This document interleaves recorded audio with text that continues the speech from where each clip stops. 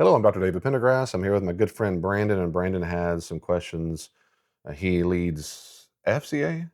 Yeah, shout out to the Stark County FCA back in Shout out. Toulon, Illinois. Whoop, whoop. Uh, so I've got some questions. David, you are a biblical scholar.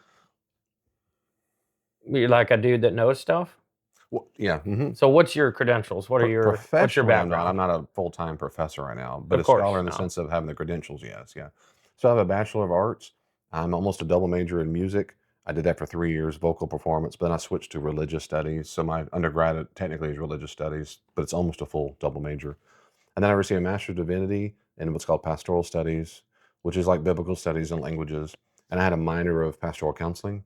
And a PhD program, I was a New Testament study and did almost all their coursework. I think I was 2 classes shy, but then I switched over historical theology, did all their coursework, and finished my PhD in historical theology. So I have almost a double major in my PhD in New Testament historical theology.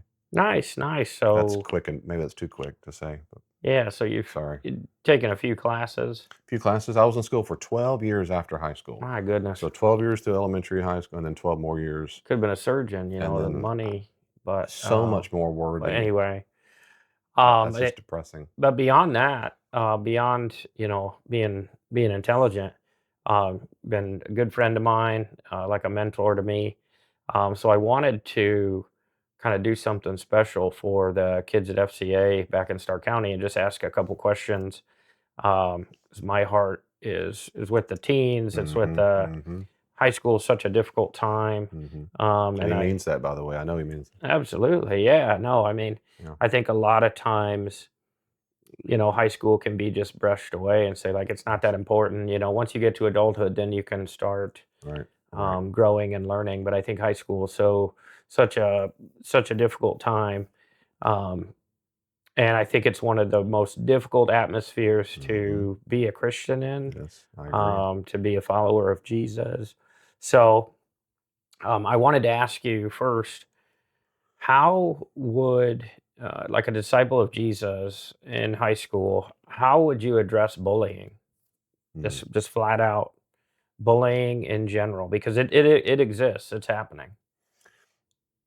If I might say, from the victim, from administration, So from I'm outside watching someone get bullied as a Christian, as a student, as a Christian, as a correct? student. Yeah. So that's a great question. Yes, and I could say a lot in general about that. So my short answer would be the Christian response to me, we must do the best job we can to protect the innocent.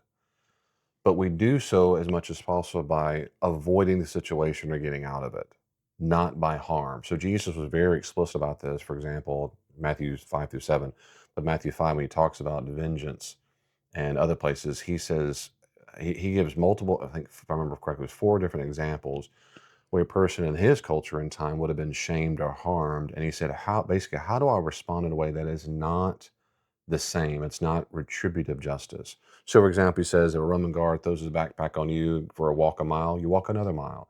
If someone Mm. backhands you, slaps you in the cheek, the right hand, that means just backhanded, it's shameful like a slave. You give him the other cheek. What you do not do is act out. And so you'll hear oftentimes people say, well, if they hit you, hit them back. That is not the way of Jesus. It's just not the way of Jesus. You mean I could be someone's punching bag? No. See, those extremes that's a false dichotomy. That means it's a false extreme that doesn't make any sense as a false dichotomy. There's a middle way, which is I do not provoke it, and I also can flee it. For example, in Mark 13, when he says that the Christians, his follower disciples, will be persecuted, and he says to flee to the mountains, he doesn't say, no, no, no, no, no. Your job is to sit back and put a smile on your face and enjoy being beaten or slashed to pieces by the Romans if they come to attack you or whomever it is might be. No, you don't. No, you don't. So if someone's trying to hurt you and they're going to hurt you, you need to leave the situation as quickly as you can. So with celerity, get out as quickly as possible. If you're watching somebody bully, help them leave the situation. You might go then try to grab them and run out, or try to protect them rather than getting punched or hurt or whatever. If you can't do that, you don't have the physical resources to do so. It's a group of 5 guys and you're one person, and you're not going to make it out. You could not escort the person out well.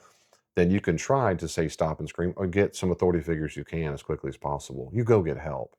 The goal is, of course, is to let the appropriate authority figures stop this at minimum. But two, if you can help that person escape danger, yeah, you can. The Christian way is not to shame the people, make fun of them, cuss them out, the bullies. You might want to do that. You might want to go on social media and say these things. You might whatever.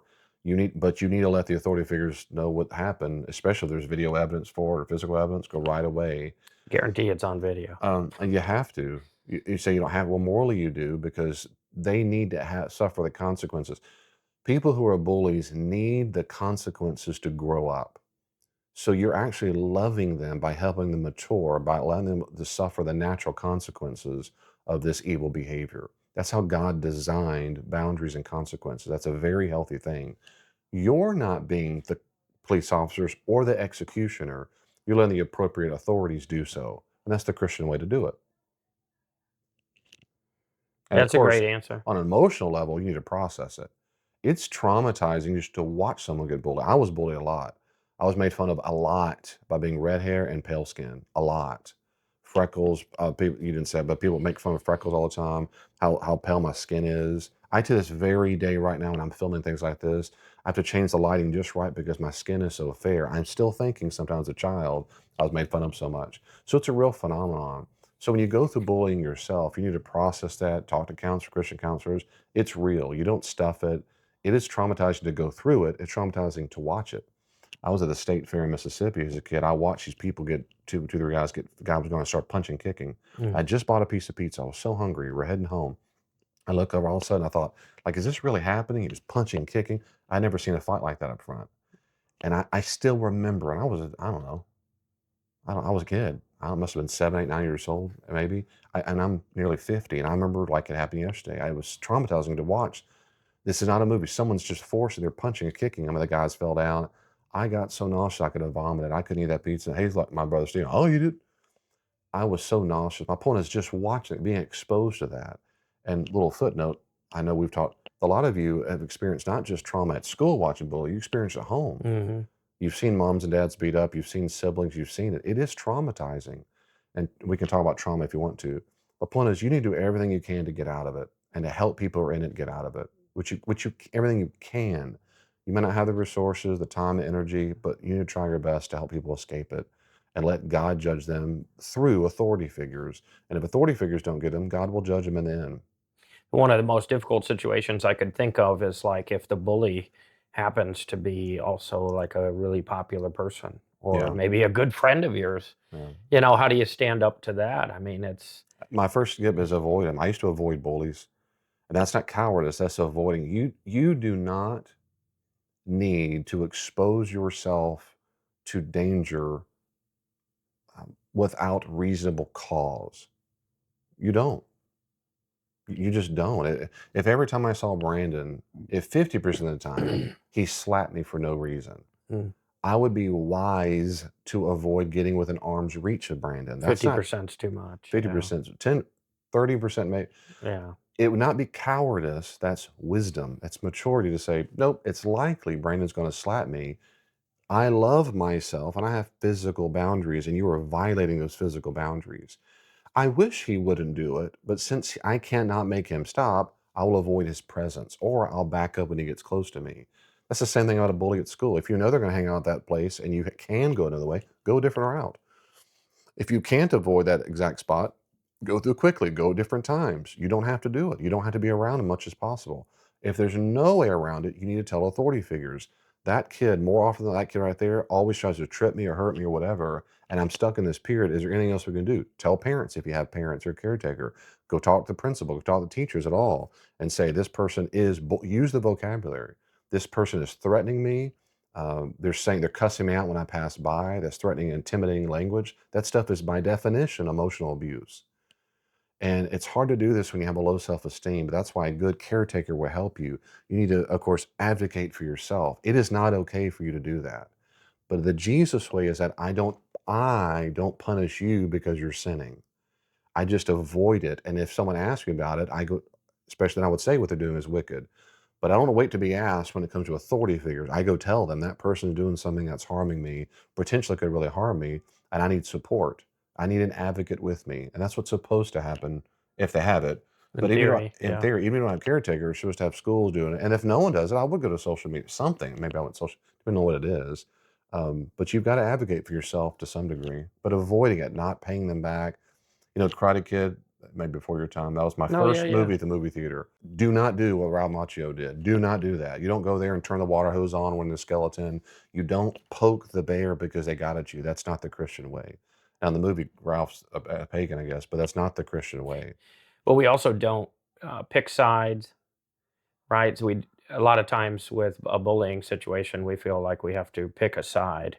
Mm, Jesus would have been right in the middle of it saying, like, "I love the bully. I love the person being bullied. I don't want this to happen." right. But the behavior I can call as sinful or Oh, the bad. behavior, That's yes. not right. Yeah. I remember one time I was playing, there's this two guys, there was a threat about, like, they were probably part of some gangs. They had the shaved head a certain way, and they talked a dialect, the whole thing. But whatever reason, like, and they were witty, so I laughed at them, witty, and that we used to play spades Mhm. when in Espanol In class jail. in jail.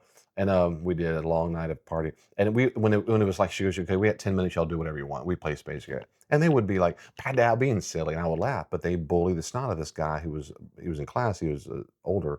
And then when he would say anything, they were like, "Whatever," they'd make these comments. Well, here I'm watching them bully him. Of course, in class, in front of the teacher. The teacher would every once in a while she'd say, Mhm. "That's enough," or whatever. Of course, I had been bullied, and also as a Christian, I was a junior or senior high school at the time. And I used to say, and I remember thinking, what do I say now? Because what they're doing is very wrong and sinful. And so I used to say, why do y'all do that to him? Now I'm scared because I'm also scared Right. they could beat me up for it too, Right. because I could tell almost certainly they had done some really stuff that I had never done in my life, and they could be dangerous. Or only know people are. But I used to say that. Now I remember thinking, not as clear as I am now, but even back then going, how do I stand up for the guy and try a little bit to shame them, or at least reflect upon the shaming? Because I assume they know it's wrong, because I think they're humans unless they're just really psychopathic or sociopath. I used to say that, "Why do y'all do that to him?" "Well, he's a blah, blah, blah." "But why do y'all do that to him? What did he do to you?" So I'm trying to appeal to justice, Right. appeal to their fairness. "Well, why do you do that to you?" "Well, blah, blah, blah." And then what I learned is, across every time I would do that, I'd say, "Yeah, I don't it just seems mean to me," and I would leave it, or it just seems whatever. And every once in a while they go, "I know, David, you're a good guy, man. You're a good kid." I go, You're "Well, one of them Christian I guys. go, Yeah. yeah, it just seems, that's all. He doesn't seem to deserve that." And a little bit from time I could notice they would soften a little bit. But of course, I'm not the authority figure. The teacher is. It's not my job. And they weren't. They were just being, in that moment, they were being intimidating or sarcastic or rude, but they weren't beating him up. But again, it wasn't my role to. But had they kept doing it over and over, I might have said, "Guys, come on, guys, give him a break. Come on, Yeah. give him a break." If I had some influence, I would have tried to. That's tough But too. that's a risk. It's a risk involved. There's no doubt about it. Yeah. That's why that does take courage. Another thing too, just one more question here. If there's one thing that you could do as a teenager in high school to really stand out as a Christian, what is that? Is it the way I treat people? Is it, do I wear a cross necklace? What's one thing that, as a teenager in high school that can do to really stand out and say, I think that person's a Christian, Man, or I I think was. that person knows Jesus. It would depend on the school setting. I taught at a private Christian school, and it might be different from maybe a normal secular school. On the one hand, I think one of the simplest things is don't cuss. Yeah, yeah, That's the simplest thing. Is there something? Because I remember when I was a kid, I didn't cuss. yeah, I didn't know as a Christian. They'd go, "I'm sorry." They start apologizing around me all the time. I'm like, yeah, and it's funny how they picked up so quick on that too. I never yes. did it. I can remember kids on the bus going, "Brandon, you just say it. Just say this word," and they'd Yes, say it, "Just yes, say this yes, word." yeah. And I That's such a eventually simple thing. strayed from that in adulthood and had a Yeah, horrible mouth for a while, but I cussed as for a one kid, summer. yeah, yeah, I cussed yeah, for one summer, and I on purpose. I thought they're just words. They don't matter. What difference does it make? I did between my 5th and 6th grade year, and that was it. Yeah, so cussing might be one, and also just figure out whatever the normal vices are. So I would think today be things like, I don't have sex. I don't do anything sexual. I don't do anything sexual with someone ever. I'm not married to them. So being a virgin is like being a unicorn. So if I didn't cuss and I don't do things sexual with boyfriends or girlfriends, I don't go to those certain parties or clubs. You just don't do normal vice things. I think you would stand out. it'd But you if stick you out I'm real much. telling you, Yeah, it's so powerful if you did that. That alone is testimony, Mhm. not the accompanying thing a lot of people think they have to do, which is then go judge everyone else. Well, the problem is, you dirty, rotten sinners, you're all going to go to hell because you. We don't. We're told. Paul says, don't do that. 1 Corinthians 5. We don't do that. 1 Corinthians 5. We don't judge those on the outside. We judge those on the inside. So our job is not to get the fish all cleaned up before we catch them. We go fishing. We're fishers of men, not cleaners of the fish. Jesus cleans the fish. Mark, to use Mark 1. He cleans all the fish. He does his job. Our job is to be like Jesus in the moment, have boundaries, follow Jesus, and then let the consequences be what they are. Because Mhm. they will find that attractive. They'll feel guilty when they're around you. They're going to feel ashamed of themselves. They cuss. They brag about that sexual joke, and you don't laugh. You don't go, yeah, man, yeah, that's great. You don't listen to that same song or country rap. What it doesn't matter what it is. You're like, you don't see it. They're like, man, well, you don't do all that. I'm sorry. You're a good kid. You're good. Oh, you're one of those good people. You go, well, thank you. I'm not good like Jesus, but thank you. That's being light in a dark world. And the more you don't judge them, my own children have experienced this. People come and said, I love how you're not judgmental, but I know you don't agree with this stuff. And I'm like, my daughter, I'll brag on my son. I'm so proud of you. I'm so proud. Mm. They come and say, what do you think about abortion? What do you think about so and so? And then she says so because we've role played this at home. Mm. And she'll talk about it and they'll come after class. One girl comes and she goes, I love hearing you talk about that. I've never thought of it the way you did, but you came across so thoughtful and humble and kind. And I said, baby, that's a win. Mm. That's a win. You just had your view, you had yourself, you did not indulge in those things, and you came across as kind, not a jerk, not a weirdo. Man, that's a win. Yeah, I think you nailed it with the cussing. I think even as adults, one of the most like elementary Elementary, things that simple. I guess just to pick on people in church again, but if I'm in a conversation with a couple people and I know, so and so was in church with me last week and he's Yeah, dropping a couple F bombs, I immediately go, he's not Christian. He's yeah. just not. I mean, I'm confused because he's I'm going to church and confused. I don't know what he's trying to figure out. But it's one of the most elementary things we can do is to clean up our speech. Can't agree So I more. think you nailed it. And that's for adults and teens. Of course, and that's a deliberately New Testament mandate, Ephesians 3 and Colossians 3 as well, or 5, 4, 5. But don't let any unwholesome word come out of your mouth, but only that which is beneficial, building up. And so ancient Greeks, Romans, Latin, they all had cuss words. They all had cuss words. There are Hebrew cuss words, Greek cuss every language of which I'm aware has cuss words, just like English does. So this isn't a modern invention. They've always had them. It's just Paul says, don't talk that way. Yeah. Don't talk that way. But you're And right. You talk about demarcating groups very quickly. oh man. It's in the subconsciously stands out. They can go around you and go, he thinks he's goody two shoes. They wouldn't think that to think it's just something subconscious picks Something up. different It's about it. Yeah. different. Yes, they do. And I boy, and I that's hope my they think hook. I'm weird. That's my Yeah. hook. It's like, and I am. I'll tell you Let me why. tell you why. Not because I judged you or I shamed you. You ever meet that That's person right. that just has this peace about them? Mhm. You want to know what's going Yeah, on. Like, how you're did you different. get that? That's right. Somebody that just speaks kindly of people and doesn't curse, doesn't get, is slow to anger, all those Yeah, things, all those fruits. Um, yeah. it would make people curious. What That's have they right. got going That's on? right. Yes, it I will. want a little piece of that Want something. because I don't feel peace. I feel chaotic. I don't like the way I talk. I don't like the way I have Yeah, to feel. And um, that's a good answer. yeah. The cursing. Thank you. Yeah. Beep. Yeah. Brandon and I were chatting earlier. I thought just one little final encouraging word. I also went through high school like most Americans, and you did. I mean, it is, I concur with Brandon, it is probably the most demanding, for most people, will be the most demanding season of your life when it comes to social pressure. And that's because on a therapy level, psychological level, at this stage in your life, there's an enormous amount of changes. But one of the key changes in your life is trying to figure out who you are independent of your family. Mm, And I don't mean independent mean you don't love them, don't care about them. It's much more of a sense of what we call an individuation. Who am I as individuals from my parents or my pack? What they value. Do I believe that myself? Do I value that myself? That's very difficult. It's a very difficult transition for most teens, teenagers. It can be very demanding. Do I really believe this? And when you really feel it the most is because you're bumping up against a bunch of other people who come from their packs, like the little pack of wolves at home, and how they believe and how they do it. And now you're in the wild, and you're all smelling each other like wild animals. And you're just, what do you believe? What do you believe? That Who, is Stark County, who's the yeah, a lot of alpha? A lot of smelling. stock is smelling. Who's the alpha? Who's the beta? Who's this? What's your views? And even if you're not very outspoken about it, there's something inside of you that's still saying, "What is my view as opposed to other people?" So my encouragement to you is, if you're a disciple of Jesus, and this is a sound bite. This can take a process, but the sound bite is, if you're a disciple of Jesus, you have to fully come to grips with the fact that you do not need other people's approval for your views. Hmm. You don't.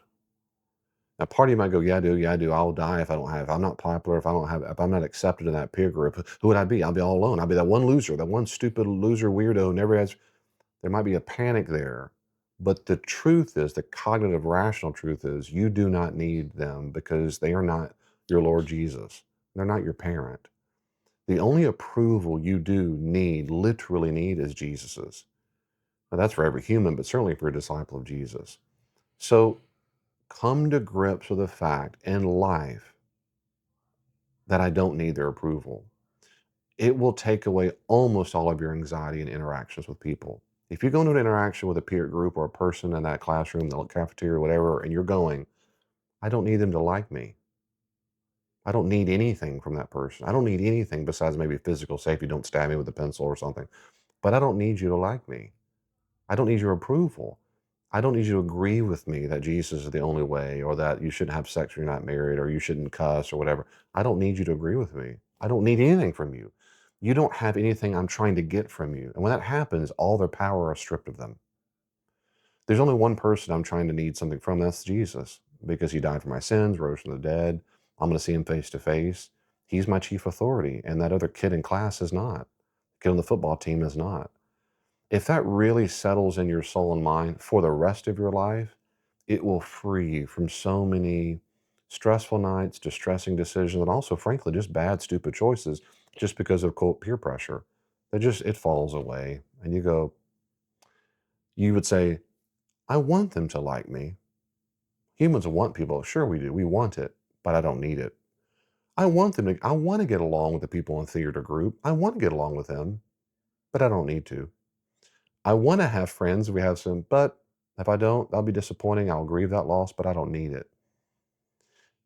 And the corollary to that is, when you do make up your mind with that, God meets you right there. You're not alone.